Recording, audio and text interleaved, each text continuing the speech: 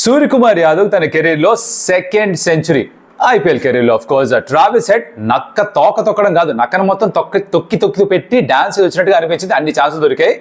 And super partnership between Tilak Varma and Suryakumar Yadav 143. So basically said I love you to Mumbai Indians supporters. And జరిగింది ఏమిట్రా అంటే ఫైనల్గా 10th spot నుంచి ఒక మెట్టు పైకెక్కిన Mumbai Indians. Where does this leave sun Risers Hyderabad? మాట్లాడుకుందాం పదండి.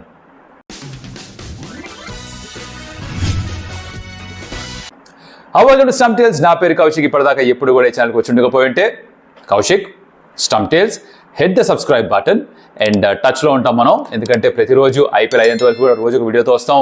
దాని తర్వాత T20 వరల్డ్ కప్ రాబోతోంది, ఒలింపిక్స్ రాబోతున్నాయి. సో స్పోర్ట్స్ గురించి సంబంధించిన one stop solution is Stump Tales for sure. So టచ్లో ఉండండి, సబ్స్క్రైబ్ చేసి పెట్టుకోండి. ఆల్రెడీ చేసినందుకు కూడా థ్యాంక్ యూ సో మచ్.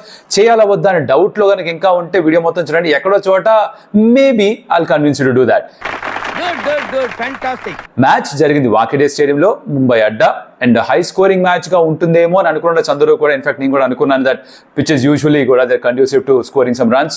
అంతలా జరగలేదు because the bowlers kind of not dominated but they were in the game right. కాస్త బ్యాట్ షాట్స్ ఆడారు sun rise Hyderabad batters and decent bowling also చూసాం మనం, specially the new ball from sun rise Hyderabad team. మొదట batting చేస్తూ SRH 173 మాత్రమే చేయగలిగారు. అది కూడా ఎందుకు వచ్చిందంటే వాళ్ళ క్యాప్టెన్ లాస్ట్లో 17 balls 35 కొట్టాడు 206 స్ట్రైక్ రేట్ తోటి. తను అలా వేగంగా ఆడాడు కాబట్టి కనీసం అదన్నా వచ్చింది గుడ్డులో మేళ, లేకపోతే 140-150 ప్యాక్ అయిపోయి ఉండేవాళ్ళు 20 overs. స్టార్ట్లో ట్రావిస్ హెడ్ నుంచి ఒక 48 run నాక్ చూసాకి, not his fluent best. 32 balls పట్టింది దానికి ఆ 48 కొట్టడానికి. కొంచెం కష్టపడుతున్నట్టుగా అనిపించింది. బట్ ఈ స్టక్ అరౌండ్ ఎక్కడో కాస్త ఫామ్ డిపెండెంట్గా అనిపిస్తుంది. మొన్నటి వరకు ఏంట్రా అంటే చేస్ చేస్తున్నప్పుడు సన్ రైజ్ హైదరాబాద్ కష్టపడడం చూసాం. ఇక్కడ టాస్ ఓడిపోయినా ఫస్ట్ బ్యాటింగ్ చేసే అవకాశం దొరికింది. హార్దిక్ పాండ్యా ఎంత పెద్ద బూబూ చేశాడు రా అనుకుని అయితే అసలు ఇట్స్ అ హ్యూజ్ బ్లండర్. కానీ అలా కాకుండా హార్దిక్ పాండ్యా ఏం చేశాడు రా అంటే he proved that the decision was right. Because తను కూడా బౌలింగ్ చేస్తూ 3 wickets తీసుకున్నాడు, పీయూష్ చావ్లా బౌలింగ్ చేస్తూ 3 wickets తీసుకున్నాడు. And the restricted a strong sun Risers Hyderabad to 173. అదనమాట జరిగింది ఫస్ట్ ఇన్నింగ్స్లో. ట్రావిస్ హెడ్ ఒక 48, 35 ఫ్రమ్ ప్యాట్ కమిన్స్. ఈ రెండే చెప్పుకోదగ్గ knocks. Bowling performance probably better off. Interesting విషయాలు ఏమిట్రా అంటే నక్క తొక్కొచ్చిన ట్రావిస్ హెడ్ ఇది యాక్చువల్లీ హెడ్లైన్స్లో పెట్టుకోలేమో, ఎందుకంటే కొట్టిన 48లో 2 lives దొరికేదానికి.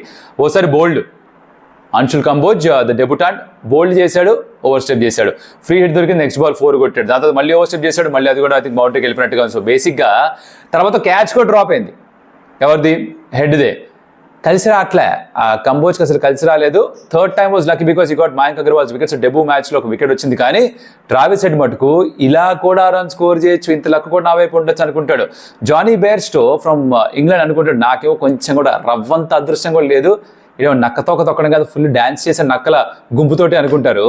అలా జరిగిందనమాట ట్రావిస్ హెడ్ ఇన్నింగ్స్ మొత్తం అంతా కూడా. 48 for 2 హెడ్, అది కూడా స్క్రాచీయే. 173 మాత్రమే చేశారు. కట్ చేసే ముందర actually Hardik Pandya bowling was good, 3 wickets తీసుకున్నాడు. ఈ క్యాప్టెన్సీ వాజ్ స్టిల్ క్వశ్చనబుల్ ఏమో బికాస్ జస్ప్రీత్ బుమ్రాకి ఫస్ట్ ఓవర్ ఇవ్వలేదు, తనకి 3rd over 4th over ఇచ్చాడు. దాని తర్వాత ఇంకొక ఓవర్ ఇస్తాడేమో అనుకుంటే అది ఇవ్వలేదు. అక్కడెక్కడ కొంచెం తేడా కొట్టి అనిపించింది. పీయూష్ చావ్లాని 10th over తీసుకొచ్చారు. ఇది బ్యాక్ ఫైర్ అవుతుందేమో అన్న టైంలో Piyush Chawla started taking wickets. తీసుకున్న 3 wickets కూడా టాప్ 6లో ఉన్న బ్యాటర్స్. ఫస్ట్ హెడ్ని అవుట్ చేశాడు, too close to for that slog sweep, తను అవుట్ అయ్యాడు. క్లాసన్ అవుట్ చేశాడు, రాంగ్ వన్, పిక్ చేయలేదు, ఇన్సరేజ్ on the stumps. Samad out చేశాడు, పిక్కే చేయలేదు, స్ట్రైట్ డెలివరీ, ఫ్లిప్పర్ అనుకుంటారు. గుగ్లీ అంతగా టర్న్ కూడా కాలేదు, అది on the patch. Basically top 6 top 7లో ముగ్గురిని అవుట్ చేశాడు తనే. తర్వాత I think game changing spell. Hardik Pandya కూడా 3 wickets తీసుకున్నాడు. యాజ్ అ క్యాప్టెన్ తనకి nothing was going right for him. And ఆ బౌలింగ్లో బాల్ తోటి వికెట్స్ తీసుకుని కాస్త కాన్ఫిడెన్స్ పెంచుంటుంది. బ్యాటింగ్ చేసే ఛాన్స్ దొరకలేదు ఎట్లాగో మహానుభావుడికి. ఆ 3 wickets actually stands in good state for Indian team. ఎందుకంటే T20 వరల్డ్ కప్ రాబోతోంది. దాంట్లో హార్దిక్ పాండ్యా ఫామ్లో ఉండడం చాలా ముఖ్యం. బ్యాట్ తోటి బాల్ తోటి is going to add that balance. So మొన్న వీడియో కూడా అన్నా అనుకుంటా, ఎక్కడో చోట తన ఈ బ్యాట్ ఫామ్ ఐపీఎల్తో అయిపోయి ఇండియన్ టీంకి వచ్చేసరికి ఆ జెర్సీ వేసుకునేసరికి ఈ బ్లూ కాస్త ఆ బ్లూకి మారేసరికి it should come back to form, he should come back to form. And అది ఇండియన్ టీంకి మంచిది, వరల్డ్ కప్లో మంచిది అని నెమ్మదిగా జరుగుతున్నట్టుగా అనిపిస్తుంది. మ్యాచ్ కూడా గెలిచారు. తర్వాత కాస్త చిరునవ్వు కూడా వచ్చింది. లూజింగ్ టీమ్ క్యాప్టెన్ ఇంటర్వ్యూ కాకుండా విన్నింగ్ టీమ్ క్యాప్టెన్ ఇంటర్వ్యూ ఇచ్చాడు. తర్వాత ఆ ఇంటర్వ్యూలో కొన్ని విషయాలు ఉన్నాయి, దాన్ని టచ్ చేయను మరి ఎంత పాపం తనని ఇబ్బంది పడ్డాం. కానీ that was the bowling half. తర్వాత చేజ్ మొదలుపెట్టినప్పుడు sun rise Hyderabad start off brilliantly. Because ఎలా అయితే భువనేశ్వర్ కుమార్కి స్వింగ్ ఉన్నప్పుడు ఎలా అయితే బౌలింగ్ చేయగలడో మరోసారి చూసాం. హెల్ప్ ఉన్నప్పుడు is the swing king for sure. Cummins inspired move, తనని తాను తెచ్చుకున్నాడు.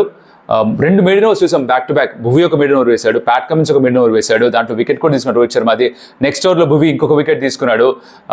That kind of set up the game brilliantly. 31 for 3 you felt like ఇంకొక వికెట్ ఆర్ 2 సూర్యానో తిలక్ను అవుట్ చేస్తే హార్దిక్ పాండ్యా వస్తే హార్దిక్ పాండ్యా ఎలాగో ఫామ్ రెడీ కాబట్టి ప్రెషర్లో పెట్టచ్చు అని ఎస్ఆర్హెచ్ ఫ్యాన్గా ఉంటే కనుక అనుకుని ఉండొచ్చు. But that dent happen because counter attack చేశారు. ఇది యాక్చువల్గా నాకు ఒక క్రికెట్ మ్యాచ్ కంటే తక్కువ బాక్సింగ్ మ్యాచ్ ఎక్కువ అనిపించింది, especially in the second innings.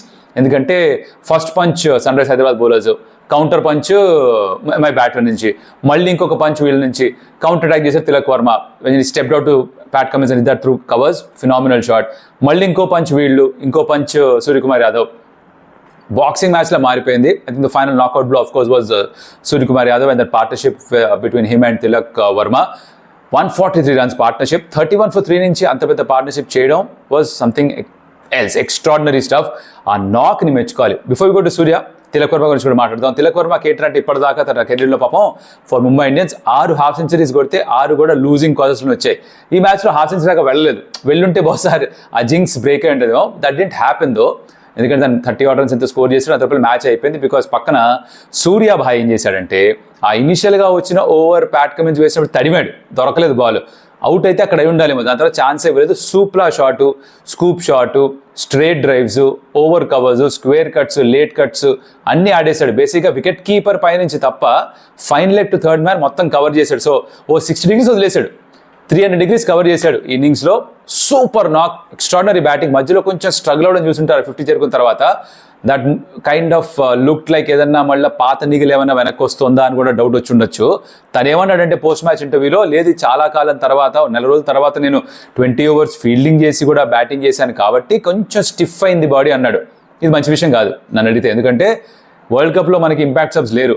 నేను 20 overs ఫీల్డింగ్ చేయను, ఓన్లీ బ్యాటింగ్ చేస్తాను అనడానికి లేదు. ఫీల్డింగ్ చేయాలి, బ్యాటింగ్ చేయాలి. సో ఇది కనుక అలవాటు కాకపోతే వరల్డ్ కప్కి వెళ్ళగానే సడన్గా ఇక్కడ స్టిఫ్గా ఉంది, అక్కడ స్టిఫ్గా ఉంది, పసులు పట్టుకుంది, టేర్ అయిపోయింది అంటే మళ్ళీ మటాష్ మంగళగిరి. అది జరగకుండా ఉంటే బాగుంటుందని ఆశించారు అందరం కూడా. So his century was very good, that partnership was phenomenal. Bowling విషయానికి వస్తే ప్యాట్ కమిన్స్ ఒక మంచి స్పెల్ వేశాడు, భువి డీసెంట్ స్పెల్ వేశాడు, కానీ mark Williamson was very expensive. ఒక స్పిన్నర్ షార్ట్ ఉన్నాడు అనిపించింది. ఇంపాక్ట్ సబ్గా సన్వీర్ని తీసుకొచ్చినప్పుడు అక్కడ మయాంక్ అగర్వాల్ బయట పంపించుంటే బాగుంటుంది. అభిషేక్ శర్మ కనీసం లెఫ్ట్ ఆర్మ్ స్పిన్ వేసి అవకాశం అన్న ఉండేదిగా. అది లేకుండా ఇంపాక్ట్ సబ్గా అభిషేక్ శర్మ బయట పంపించారు. అర్థం కాలేదు నాకు. Maybe SRH thought that fast bowlers medium pacers are the way to go అనుకున్నారేమో. But I felt spinner shot. Shahbaz వేసినా కూడా తను అంతగా ఎఫెక్ట్గా అనిపించలేదు. నితీష్ ఫస్ట్ ఓవర్ బాగానే వేశాడు, సెకండ్ ఓవర్ రన్స్ ఇచ్చాడు. ఓవరాల్గా ఈ పార్ట్నర్షిప్ అలా పెరుగుతూ ఏమైందిరా అంటే మటాష్ చేస్తారు అనమాట. ఈజీగా కంఫర్టబుల్గా 7 wickets సెట్ అవుట్ ఈ మ్యాచ్ గెలిచేశారు. Lot of balls to spare. And ఈ కంపల్సరీగా చెప్పాల్సిన విషయం ఏంటంటే sun rise Hyderabad 30 runs short ఉన్నారు ఈ మ్యాచ్లో. 200 కొట్టుంటే బహుశా ఫైట్ చేసే ఛాన్స్ ఉంటుందేమో. That dent happen and they didn't take wickets. The game was done. యూజువల్గా ఏమవుతుందంటే ఈ T20 గేమ్స్లో ఎస్పెషల్లీ ఈ సీజన్లో మిడిల్ ఓవర్స్ ఎవరైతే డామినేట్ చేస్తున్నారు, కంట్రోల్ చేస్తున్నారు, వాళ్ళు గెలుస్తున్నారు. ఎంఐ బౌలింగ్ చేస్తున్నప్పుడు తక్కువ రన్స్ ఇచ్చి కనీసం ఒక 4-5 wickets తీసుకున్నారు. దట్స్ వేర్ బ్రేక్స్ వేశారు సన్ రైజ్ హైదరాబాద్ బ్యాటింగ్కి. ఎంఐ బ్యాటింగ్ చేస్తున్నారు, మిడిల్ ఓవర్స్లో వికెట్సే పడలేదు, రన్స్ బోల్డ్ స్కోర్ చేశారు. అదే డిఫరెన్స్గా మారిపోయింది. అండ్ దాంతో 2 points. ఎంఐ 10th నుంచి 9th spotకి వచ్చారు. Nobody wants at last spot. ఆ వుడెన్ స్పూన్ ఎవరికి ఇష్టం లేదు. సో వాళ్ళు 10th వచ్చారు, 9th వచ్చారు, which means 10th Gujarat Titans move అయ్యారు. లాస్ట్ ఇయర్ రన్నర్స్ అప్, ఈసారి 10th spotలో జుట్టు పీక్కుంటూ ఉంటారు. ఇప్పుడు ఏం చేయాలని వాళ్ళు పైకి రావచ్చు. ఆఫ్కోర్స్ ఇంకా మ్యాచెస్ మిగిలి ఉన్నాయి. ఎంఐకి ఛాన్స్ ఉందా అంటే ఏదో మ్యాథమెటికల్ ప్రాబిలిటీ ఉందంట. ఈ ప్రాబిలిటీ